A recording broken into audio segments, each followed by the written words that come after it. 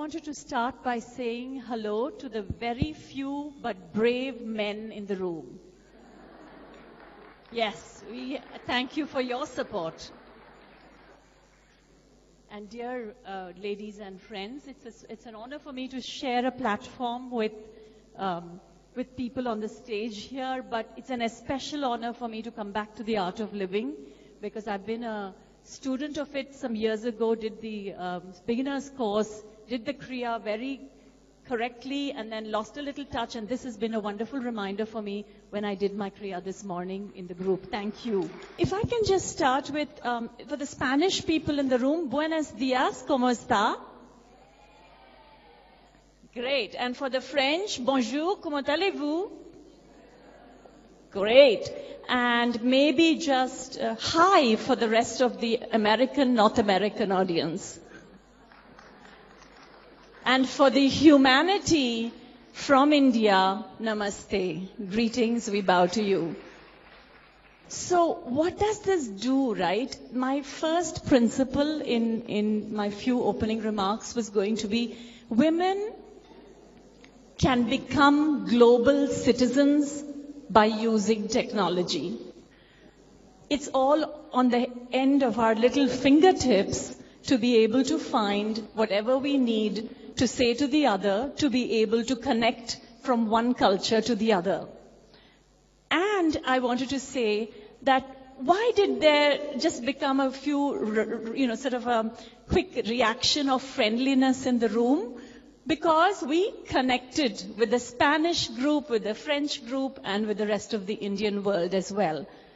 So this goes back to a brain principle that I'd quickly like to share with you. The brain, according to scientific study, the man's brain and the woman's brain, you can actually tell them apart, right? The woman's brain has a different chemical in it. It's called oxytocin. And what does oxytocin do? It likes to form, what do we like to do? Bonds. Yeah, we are the bonding type. And so automatically when you take a little time to bond with somebody, and a woman can easily do this using technology, then you can be a fabulous global citizen and an ambassador of your own culture and your own nation.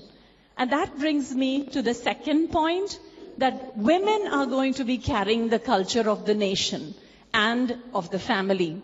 So it is up to us to use technology to do exactly that job that we were set out to do.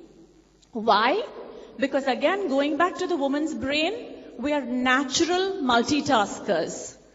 If you look at the woman's brain and a man's brain, the wires in a man's brain go from point A to B to C to D usually. But in the women's brain, it'll be all crisscrossed. Any doctors in the audience? Any neuro doctors as well? I'm saved. I can say whatever I want and get away with it. But you can go check this research. It was taught at Harvard by the chair of the Women's Leadership Board that it is the women's brain that is crisscrossed. So what happens when a man's brain can often go into rest mode, can really rest.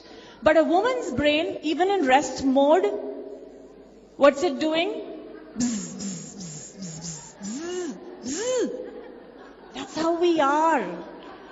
So yes, applaud yourself. Even when you're resting, you're working. So what happens when you meet a man and you ask your husband, so what are you thinking? And he's saying nothing. And you're saying nothing. I know what you're thinking. You don't want to tell me. Hey, men's brains can actually think nothing. And I don't mean this. And I don't mean this in any disrespectful way at all. I want you to know I have the highest respect, right? And this is, now I'm saying it's a scientific dawning. So if nothing else happens, leave this hall today and believe your husband, partner, significant other, brother when he says, I'm thinking nothing. Believe him, the trust builds and it works.